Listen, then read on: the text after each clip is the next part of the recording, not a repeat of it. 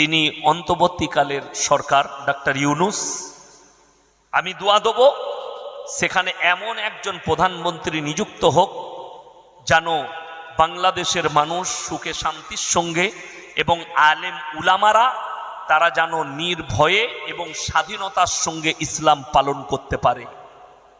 আর যেন কোনো আলেমকে আয়না ঘরে ঢুকতে না হয়। আর হাসিনাকে বলবো আপনি তাড়াতাড়ি চলে যান, বুঝতে পারবেন আয়না ঘর আপনার জন্য ইন্তেজারি করছে। কেন জানেন? কিয়ামতের আলামতের মধ্যে একটা বড় আলামত হচ্ছে মূর্খরা দেশ চালাবে, শিক্ষিতরা চুপচাপ বসে দেখবে। এটা কিয়ামতের আলামত। অশিক্ষিত মূর্খরা নেতা হবে, শিক্ষিতরা চুপচাপ বসে দেখবে। এটা কিয়ামতের আলামত। 12 বছর বয়সে সেই মেয়েটা বাচ্চা ধারণ করার ক্ষমতা নিয়ে আসে। এখানে সায়েন্সের আর একটা কথা ডাক্তারদের শুনেলেন, কারুর যদি হরমোনের জোর বেশি থাকে সে 10 বছরেই বাচ্চা ধারণ করার ক্ষমতা নিয়ে আসে। আল্লাহর নবী 9 বছর বয়সে সংসার শুরু করলেন, বিবাহ হয়েছে 6 বছর বয়সে। এটা হাদিস, সহিহ হাদিস। নবীজি 9 বছর বয়সে সংসার শুরু করলেন। ঈশ্বরচন্দ্র বিদ্যাসাগর তিনি সংসার শুরু করলেন 8 বছর বয়সে তিনার বিবি। কবিগুরু রবীন্দ্রনাথ ঠাকুর যেদিনে বিবাহ করেছেন তিনার স্ত্রীর বয়স ছিল মাত্র 11 বছর। সব থেকে ডেঞ্জার কথা, তিনি হচ্ছেন বঙ্কিমচন্দ্র চট্টোপাধ্যায়। যেদিনে বিবাহ করেছেন তিনার স্ত্রীর বয়স ছিল মাত্র 5 বছর। কত বছর বললাম? 5 বছর। আরো লিস্ট আছে আমার কাছে লম্বা। দেবেন্দ্রনাথ ঠাকুর যেদিনে বিয়ে করেছেন স্ত্রীর বয়স ছিল 6 বছর। দেবেন্দ্রনাথ ঠাকুর। শিবনাথ শাস্ত্রী যেদিনে বিয়ে করেছেন তিনার স্ত্রীর বয়স ছিল 10 বছর। আপনার রাজনারায়ণ বসু যেদিনে বিবাহ করেছেন স্ত্রীর বয়স ছিল 11 বছর। যতীন্দ্রনাথ বসু ঠাকুর তিনার স্ত্রীর বয়স ছিল 8 বছর। সত্যেন্দ্রনাথ ঠাকুর তিনি যখন বিবাহ করেছেন তিনার স্ত্রীর বয়স ছিল মাত্র 7 বছর। সব থেকে কম বয়সী তিনি হচ্ছেন বঙ্কিমচন্দ্র চট্টোপাধ্যায়। তিনি 5 বছরের একটা বাচ্চা মেয়েকে বিবাহ করেছেন। আমাদের কোনো এতরাজ নাই, এর উপরে কোনো অভিযোগ নেই। তিনারা মনীষী, কেন বিবাহ করেছিলেন, কি পরিস্থিতিতে করেছেন, এই সম্পর্কে সমালোচনা করার অধিকার ইসলাম দেয়নি। আমরা করিও না, আর করবও না, আর আপনারাও করবেন না। কেন? ঈশ্বরচন্দ্র বিদ্যাসাগর 7 বছরের মেয়েকে বিবাহ করলো, আপনি সমালোচনা করার অধিকার আপনার নেই। আজকে আপনাদেরকে একটা সত্য কথা বলি, রাসূল সাল্লাল্লাহু আলাইহি সাল্লামের হাদিস, কিয়ামতের আলামতের মধ্যে বড় আলামত হচ্ছে রাস্তাঘাটে কুকুরের মতো নারী পুরুষ জিনা করবে। আর তার মূল কারণ হচ্ছে এই নারীরা বালিগ হওয়ার পরে তাদেরকে 21-22 পর্যন্ত 25-30 বছর পর্যন্ত বাড়িতে ফেলে রাখা, তার মূল কারণ হচ্ছে তারা জিনায় লিপ্ত হয়। আমি যখন বিবাহ করেছি আমার স্ত্রীর বয়স ছিল 13 বছর 8 মাস। কথাটা বুঝতে পেরেছেন আপনারা? আমার স্ত্রী মা হয়েছে 15 বছর, যখন তার বয়স পূর্ণ হয়েছে তখন সে মা হয়েছে। আমার বড় মেয়ে জন্মগ্রহণ করেছে। দুঃখটা কোথায় জানেন? ডাক্তার আপনাকে পরামর্শ দিচ্ছে যে আপনি অল্প বয়সে মেয়েদিকে বিবাহ করবেন না।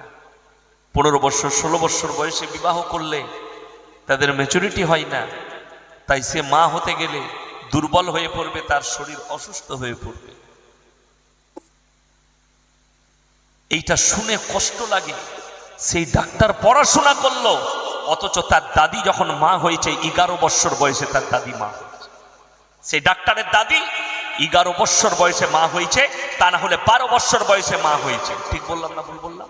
খুঁজলেন যারা বসে আছেন, আপনার দাদি আপনার বাপকে জিজ্ঞেস করুন তোমার দাদির যখন বিয়ে হয়েছিল কত বছর বয়সে। তোমার নানির বিয়ে হয়েছিল তোমার মাকে জিজ্ঞেস করো কত বছর বয়সে। আর নানি জীবিত থাকলে তাকে জিজ্ঞেস করো, আপনি পেয়ে যাবেন। আজকে বড় কষ্ট কি জানেন? আপনার ব্রেনে কোরআন আর হাদিসের ইলম ঢুকানো হয়নি, পশ্চিমী দুনিয়ার ইলমকে আপনার ব্রেনে ঢুকানো হয়েছে।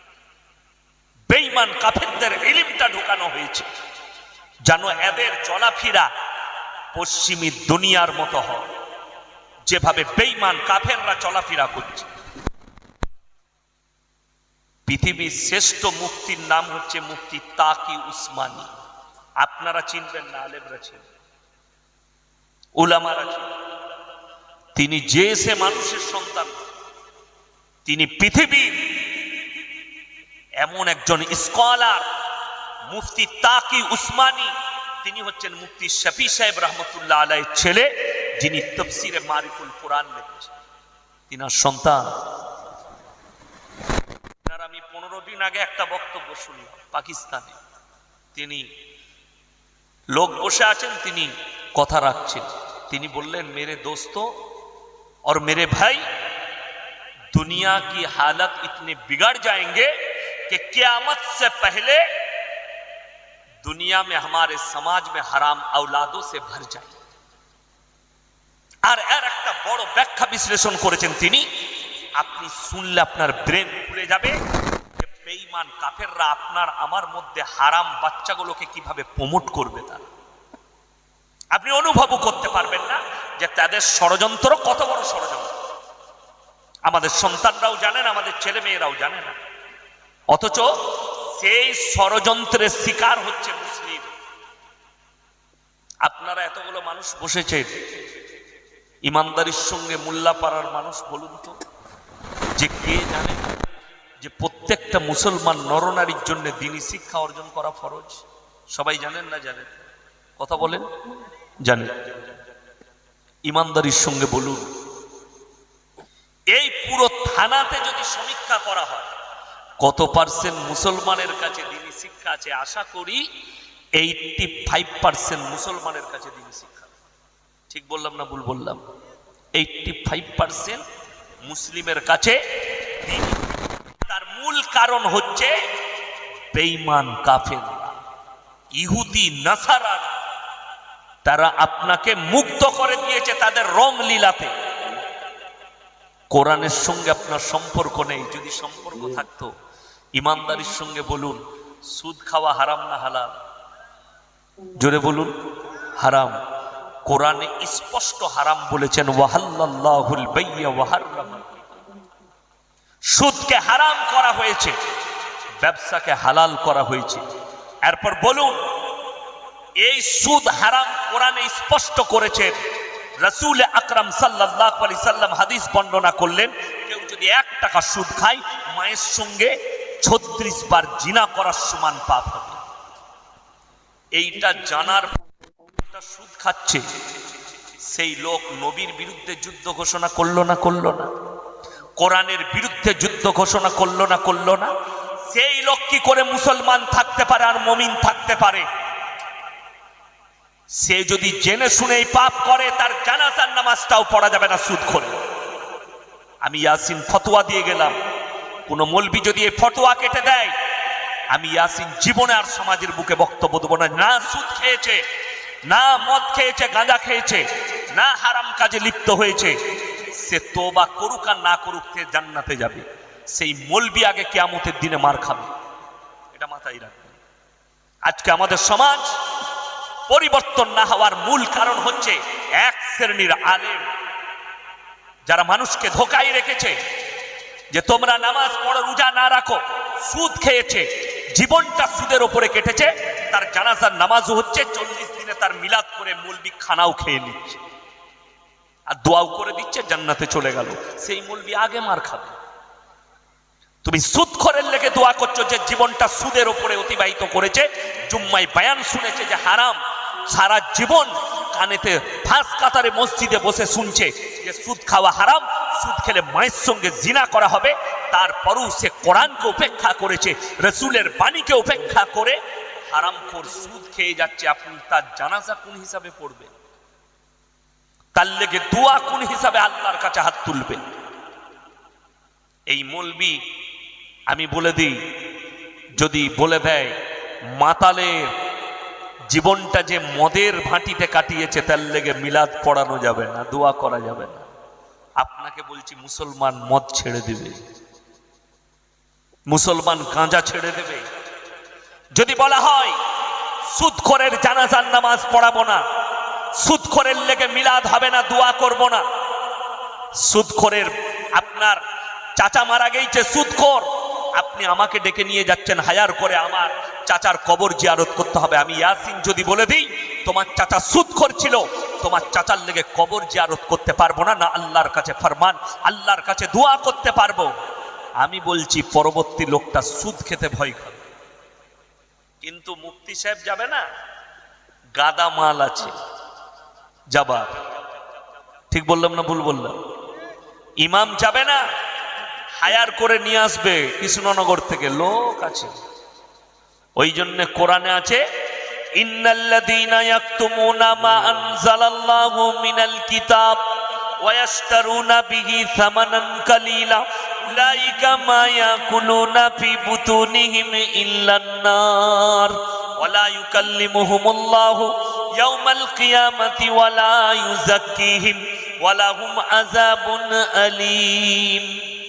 কোরআন হে নবী বলে দাও সূরা বাকারা, যারা নিজেদের পেট চালাবার লেগে আমার কোরআনের আয়াতকে লুকিয়ে দেয়, মানুষের কাছে হক প্রকাশ করে না, সেই মৌলবীরা নিজেদের পেটেতে আগুন ছাড়া আর কিছু ভরে না। আমি আল্লাহ কিয়ামতের দিনে এদিকে কঠিন আযাবে মুবতালা করে দেব। আপনি সুদখোর, আমি যদি সুদের বিরুদ্ধে বলি আপনি আমার মাদ্রাসায় টাকা দিবেন না, ওটা তো না দিলে আলহামদুলিল্লাহ, আপনি না দিলে আলহামদুলিল্লাহ, মাদ্রাসা বেঁচে গেল, মসজিদ বেঁচে গেল। দুঃখটা কোথায় জানেন? কিয়ামতের আলামত দেখবেন কতটা কাছে এসেছে, কতটা স্পষ্ট। পুরুলিয়া বাজারে একটা বাচ্চা ছেলে ভিক্ষা করে খায়, পেটের দায়ে ভিক্ষা করে, ভুলবশত কারো পকেট থেকে 10 টাকা চুরি করেছে, তাকে গাছে বেঁধে মানুষ পিটায়, ঠিক বললাম না? চোর চুরি করেছে, দেখে না পেটের দায়ে করেছে না কিসের দায়ে, তাকে চোর বলে বেঁধে গাছে পিটায়, 10টা টাকা চুরি করেছে। আর আমাদের সমাজের কিছু লোক আছে কমের হাজার হাজার টাকা মেরে নিচ্ছে, লাখ লাখ টাকা মেরে নিচ্ছে, কোটি কোটি টাকা, তাকে আমরা স্টেজে নিয়ে এসে গলায় মালা পরাই, সম্মানী ব্যক্তি। समझदारों के लिए इशारा काफी है। আমি কাকে চোর বলছি আপনি বুঝে নেন। আর যদি হয়ে থাকে এই চরিত্র থাকে, আপনি পরিবর্তন। ওই জন্য আমাকে সবাই দাওয়াত দেয় না, ইনজেকশনের মতো ফুটবে আমার কথাগুলো, কিন্তু সকালবেলায় মহলম লাগাবেন ঠিক হয়ে যাবে। মহলমটা কি? আপনাকে পরিবর্তন হতে হবে, ওইটাই মহলম। আপনি সুদ খান, সুদ ছেড়ে দেন। যারা জানে কোরআনে আছে মদ স্পর্শ করা হারাম, তারপরেও যদি আপনি মদ খান তো আপনি আল্লাহর বিরুদ্ধে যুদ্ধ ঘোষণা করলেন, কোরআনকে উপেক্ষা করলেন আপনি, তার মানে কোরআনকে অমান্য করলেন। যে লোক কোরআনকে অবিশ্বাস করবে সে মুমিন থাকতে পারে? যে লোক রাসূলের হাদিসকে অবিশ্বাস করে সেই লোক ইমানদার থাকতে পারে না মুসলমান থাকতে পারে?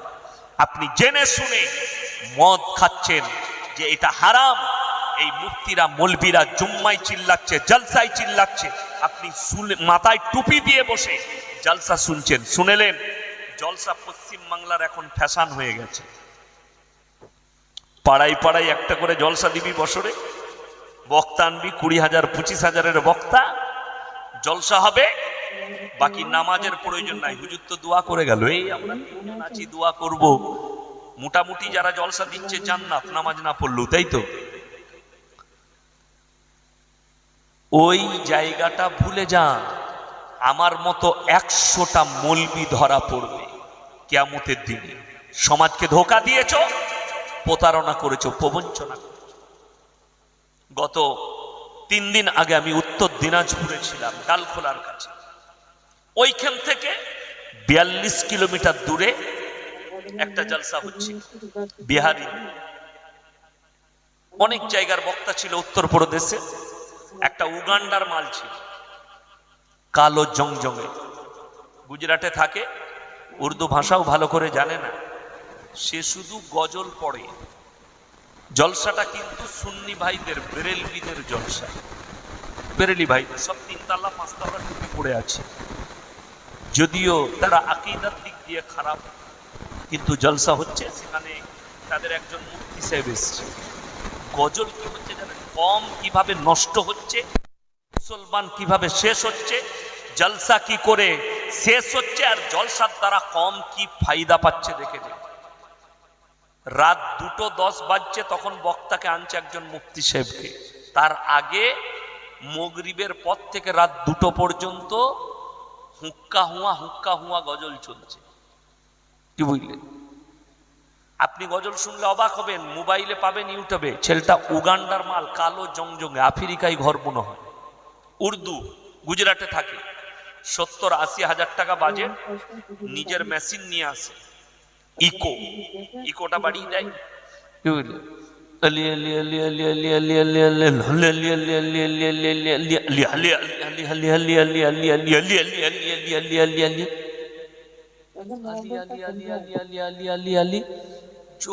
মোটামুটি 15 মিনিট আলী করে। আর সামনে যে শ্রোতারা আছে কে কে গুটকা খোর, জিলাপি খোর, বিড়ি খোর, সিগারেট খোর, গাঁজা খোর যুবকরা আছে। তারা কি করছে? স্টেজের সামনে এসে তার উপরে টাকা ছুড়াচ্ছে। মাশাআল্লাহ, আল্লাহু আকবার, আল্লাহু আকবার, ইয়ালি ইয়ালি। তার চারিদিকে টাকা পড়ছে, টাকা, তার পায়ে টাকা, তার পায়ে দাবা যাচ্ছে টাকা, তার শরীরে টাকা, তার মাথায় টাকা, গোটা গায়ে টাকা ছুটছে আর ওরা ড্যান্স করছে। সাহেব এলেন বেরেলভি, से बोले ये मजाक बना के रखा तुम लोगों ने, ये जलसा है, इसको मजाक बना दिया। যদিও সে বেরেলভি মুফতি, কিন্তু সে হক কথা বলেছে, হক বলেছে, এটা জন্যই সে আল্লাহর কাছে নেকি পাবে। স্টেজে ঝগড়া, আপনি বলা, আপনি কেন প্রতিবাদ করলেন? क्यों आपने बोला इनको ये मेहमान है? अबे मूर्ख बना रहे हो। আমার সামনে যদি কোনো গায়ককে নিয়ে এসে ড্যান্স করান আর আমাকে তারপরে বায়ান করাতে দেন, আমি বায়ান করব না, তাকে আঁকছিলা করে ছিলবো। কথা বলে আঁকছিলা করে ছিলবো তাকে, অত সোজা নয়। তো একজন গায়ককে নিয়ে এসে, অথচ আমি কসম করে বলতে পারি যে मौलवी कोटा वो स्टेज बसेছিল, जो लोग बैठे थे उन मौलवियों को पता नहीं है क्या पढ़ रहा है, उसको खुद को मालूम नहीं इसका मतलब क्या है, ये पढ़ क्या रहा है। অথচ সমাজ মনে করছে এটা ইসলাম। আমার মুসলমান ভাই, অনুরোধ করে বলে যাচ্ছে, সবাই কোরআনের সাথে সম্পর্ক করবেন, জোরে বলুন ইনশাআল্লাহ। এই আলেমদের সঙ্গে সম্পর্ক করুন। এখন আপনার ঈমান বাঁচানো দুর্দায়ী হয়ে গেছে, কোরআনের টাচে আসতে হবে। আজকে অবাক লাগে, সমাজের প্রতি দুঃখ কোথায় জানেন? একটা বাচ্চা মেয়ে মাধ্যমিক দিয়েছে 16 বছর বয়সে, ফার্স্ট ডিভিশন পাস করেছে। নানাকে ফোন করে বলছে, নানা আমি ফার্স্ট ডিভিশনে পাস করেছি গো। পাস করেছো? বাহ, আলহামদুলিল্লাহ। কি লিবে বলো? বলে স্ক্রিন টাচ একটা ভালো মোবাইল চাই, ভিভো Y20। নানিকে বলছে ভিভো Y20 চাই। লাখনি চেয়েছে, পয়সা নাই, কারো কাছে 5000 ধার করেছে, আর নানি কোপরে কাপড় গুঁজে গিয়ে রাস্তায় বেরিয়ে গ্রুপ লোন নিয়েছে 10,000। লাতনিকে মোবাইল কিনে দিতে হবে, দিয়ে 15,000 টাকার একটা মোবাইল কিনে দিয়েছে, যেটার দ্বারা সে জিনায় লিপ্ত হচ্ছে, যেটার দ্বারাই তার জিন্দগি বরবাদ। এক তো হারাম কাজ করেছি, হারাম টাকা নিয়ে হারাম জিনিস কিনে দিয়েছে। আপনারা বলুন, বাংলা মানে কোরআন বেরিয়েছে না বেরোয়নি? কথা বলুন, বেরিয়েছে? আমি মনে মনে করছি, আশা করি এখানে যদি 100টা ফ্যামিলির লোক থাকেন, 70টা ফ্যামিলিতে একটা বাংলা মানে কোরআন নাই। ঠিক বললাম না ভুল বললাম?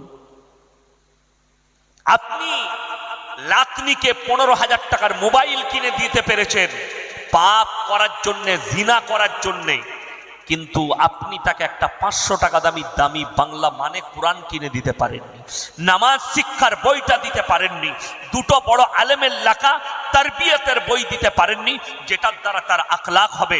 মা আয়েশার জীবনীর বই কিনে দিতে পারেননি, হযরতে উম্মে কুলসুমের জীবনীর বই কিনে দিতে পারেননি। এইটাই হচ্ছে দুর্বলতা। আপনি তাকে দিলেন হাতে তুলে, বেঈমান কাফেরদের তৈরি জিনা করার একটা রাস্তা, জরিয়া তাকে দিলেন আপনি। কত দুঃখ লাগে আজকে সমাজে। 100টা যদি এখানে স্টুডেন্ট বসে থাকে, আমার মনে হয় 80টা যুবক সে জানেই না আরবি 12টা মাসের নাম, তালবিল ইলম ছাড়া। আর আপনি জিজ্ঞেস করুন আমাদের মাদ্রাসা নাজেরা ক্লাসের একটা তালবিল ইলমকে জিজ্ঞেস করলেও 12টা আরবি মাসের নাম বলবে। ঠিক বলছিলাম? 12টা আরবি মাসের নাম আপনাকে বলে দিব। 12টা। বড় দুঃখের বিষয়, আপনার ছেলে আপনার মেয়ে 12টা আরবি মাসের নাম জানে না, কিন্তু ও তারিখ লিখে রেখে দিয়েছে 1 জানুয়ারি কবে হবে। ও তারিখ লিখে রেখে দিয়েছে 25শে ডিসেম্বরটা কবে। আপনি কি বলছেন এই মায়াপুরে মুসলিম ছেলেরা 25শে ডিসেম্বর পালন করে না? বিশাল। আমি বলে যাচ্ছি যারা 25শে ডিসেম্বর পালন করো, যারা 1 জানুয়ারি পালন করো, এই মায়াপুরের লোক, মায়াপুরের মানুষ, আমি ইয়াসিন বলে যাচ্ছি, কোরআনে আছে গায়রিল মাগজুবি আলাইহিম ওয়ালাদ-দাল্লিন। মাগজুম মানে ইহুদি, দল্লিন মানে নাসারা। এই দুটো দলই পদভ্রষ্ট এবং এদের যারা অনুসারী হবে তারাও পদভ্রষ্ট। এই দুটো দলই পদভ্রষ্ট, এই দুটো দলই পদভ্রষ্ট এবং এদের যারা অনুসারী হবে তারাও পদভ্রষ্ট। ভাই 1 বোতল পানি পাঠিয়ে দিবেন তো, পানি 1 বোতল পাঠিয়ে দিবেন। আছে? হ্যাঁ ভাই, দুঃখের সঙ্গে বলছি,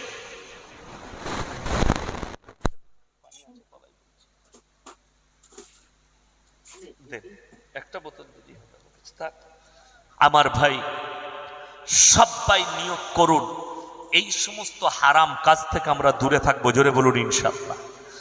বেঈমান আপনারা ইমানদারির সঙ্গে বলুন, এখানে ইসকন আছে, আছে না নাই? মায়াপুরে সব থেকে বড় ইসকন, গোটা দেশ বিদেশের লোক এখানে আসে। আপনারা ঈদের নামাজ পড়েন না? পড়েন না বাবা? পড়েন তো? ঈদগায় ঈদের নামাজ পড়েন। আশা করি খ্রিস্টানরাও চলে আসে আপনাদের ঈদগায়, ইহুদিরাও আসে। আপনার মুখে পিশাব করে তারা, আপনার মুখে পিশাব করবে। হে যুবক শোনো, সে তোমার ধর্ম পালন করে না, অথচ তুমি তার ধর্মে আকৃষ্ট হয়েছ। তুমি আল্লাহকে কি জবাব দেবে? আল্লাহর কসম করে বলছি শোনো, খ্রিস্টানরা পদভ্রষ্ট। ইসলামের সব থেকে বড় দুশ্মনের নাম হচ্ছে ইহুদি, এটা কোরআন বলছি আপনাকে। আর খ্রিস্টানরা আহলে কিতাব থেকে বেরিয়ে গেছে, তার কারণ তারা 3 জনকে আল্লাহ বলে বিশ্বাস করে। কজনকে বললাম? 3 জন। 1 নম্বর আল্লাহ যে সৃষ্টিকর্তা এটা তারা বিশ্বাস করে। 2 নম্বর তার মা হযরতে ঈসা মসির মা মারিয়াম, হযরতে ঈসা মসি, এই 3টে আল্লাহ তারা বিশ্বাস করে। এবং তাদের ঈমান চলে যাওয়ার আর আহলে কিতাব থেকে বেরিয়ে যাওয়ার মূল কারণ হচ্ছে তারা বলেছে ঈসা আল্লাহর বেটা। জোরে বলুন নাউজুবিল্লাহ। এই আকীদা আনার কারণে তারা বঞ্চিত। যদি বলেন কোরআনের কি দলিল আছে, আল্লাহ কোরআনে স্পষ্ট লাকির টেনে দিয়েছেন, আমি কিয়ামতের দিনে ঈসা মসিহকে দাঁড় করাবো। শুধু ঈসা মসিহ নয়, সূরা আরাফ 1ম পৃষ্ঠা, ফালানাসআলান্নাল্লাযীনা উরসিলা ইলাইহিম ওয়ালানাসআলান্নাল মুরসালিন। আমি আল্লাহ রাব্বুল আলামিন কিয়ামতের দিনে মলবি মোল্লা পীর ফকির এরা তো অনেক দূরের কথা, আমি আল্লাহ নবী পয়গম্বরকেও দাঁড় করাবো এবং তাদেরকে প্রশ্ন ছুড়া হবে, তোমরা কেমন করে দাওয়াত দিয়েছো, এবং তার উম্মত উম্মতিকে জিজ্ঞেস করা হবে তোমরা গ্রহণ কিভাবে করেছো। উভয়কে জিজ্ঞাসাবাদ করব। আমি নবী পয়গম্বর রসুলকেও দাঁড় করাবো। আর আমাদের দেশের কিছু মানুষের আকীদা হচ্ছে মকবুল ফিদা হোসেন লন্ডনে বসে আছে। তার অপরাধ কি? ভারত ছাড়া 1 নম্বর অপরাধ হচ্ছে দেবদেবীদের নগ্ন ছবি আঁকা, যেটার কারণে তাকে ভারত ছাড়তে। ভারতের ইতিহাস তুলে দেখলেন, তার নাম মকবুল ফিদা হোসেন, ভারত ছেড়ে পালিয়েছে। তার একটাই কারণ, নগ্ন ছবি আঁকা দেবদেবী। যদি বলেন ইসলামের দৃষ্টিকোণে এটা কতটা অপরাধ, মারাত্মক অপরাধ, চরম অপরাধ। কোরআনের একটা মারাত্মক ভাষা শুনেলেন, তোমরা কারো ধর্মকে কারো দেব গালি দিও না, সে তোমার আল্লাহকে গালি দিও। এটা আল্লাহর উপদেশ। তুমি কারো ধর্মকে গালি দিলে সে তোমার আল্লাহকে গালি দিবে। দ্বিতীয় নম্বর, তার ধর্মটাকে তুমি নিজের মনে করো না। কোরআনে আছে লা ইলাহা উলাই ওয়া লা ইলাহা, দুটো নৌকায় তোমরা পা দিও না, একটা নৌকায়। কেন? আল্লাহ এক এবং অদ্বিতীয়। সৃষ্টিকর্তা কজন? সকলে বলুন, একজন, তিনি হচ্ছেন রব্বুল আলামিন। পৃথিবীতে দ্বিতীয় কোনো সৃষ্টিকর্তা নেই। এখন বর্তমানে আমরা মুসলমান যেটা আমরা দেখতে পাচ্ছি ভারতে, দেখুন কুকুর কিন্তু দুটো সময় চিল্লায়, কুকুর দুটো সময় চিল্লায়। এক হচ্ছে কুকুর যখন পাগল হয়ে যায় তখন কিন্তু চিল্লায়। কোনো কুকুর খেপে গেলে সে কিন্তু মারাত্মকভাবে চিল্লায়। চিল্লাই না? চিল্লাই না। লোক দেখলে চিল্লাই, মানুষ দেখলে চিল্লাই, রাস্তাঘাটে সব সময় চিল্লাই, কুকুর পাগল হয়ে গেলে। দ্বিতীয় নম্বর, যখন কুকুর চিল্লাই কখন জানেন? পেছনে মালিক যদি তার দাঁড়িয়ে থাকে তখন চিল্লায়। একটা সুস্থ মস্তিষ্কের কুকুর পাড়ায় ঘুরে বেড়ায়, বেড়ায় না? বেড়ায় না। হাড্ডি খাচ্ছে, নোংরা খাচ্ছে, সব খাচ্ছে, কিন্তু সে মানুষ দেখে চিল্লাই না। সে জানে আমার কাছে মালিক নাই, আমি চিল্লালি ইট মারবে, না হলে লাঠি করে মারবে। কথাটা বুঝতে পেরেছেন না পারেননি? কিন্তু কলকাতায় যান, ধর্মতলায় যান, আপনি কৃষ্ণনগর টাউনে যান, সকালবেলায় অনেক বড় লোক দেখবেন চেনে করে বেঁধে গলায় পাট্টা বাঁধা আছে, দামি কুকুর সাথে করে নিয়ে যাচ্ছে। ও কিন্তু লোক দেখলেই খালি চিল্লায়, ভৌ ভৌ, চিল্লাই না। ও জানে মালিক আমার সাথে আছে, আমাকে মারতে পারবে না। समझदारों के लिए इशारा काफी है। কোরআনের বিরুদ্ধে, ইসলামের বিরুদ্ধে, রসুলের বিরুদ্ধে, দাড়ি টুপি মাদ্রাসা মসজিদের বিরুদ্ধে যে কুত্তাগুলো চিল্লাচ্ছে, হয় পাগল হয়ে গেছে, তা না হলে পেছনে মালিক দাঁড়িয়েছে, যার কারণে এতগুলো খারাপ কথা বলা হচ্ছে। আজকে আমি আপনাদেরকে ঠোস দলিল দিয়ে যাব, মারাত্মক দলিল। আর আমার এই দলিল যদি কোনো শিক্ষিত বাপের বেটা কাটতে পারে, আমি সমাজের বুকে জীবনে আর বক্তব্য দেবো না ইনশাল্লাহ। আমি আবার আসবো, বাবুনপুকুর মাদ্রাসায় আমার দাওয়াত আছে, মৌলানা আইনুল ভাই দাওয়াত দিয়েছে, মাদ্রাসার দাওয়াত। আমি আবার আসবো।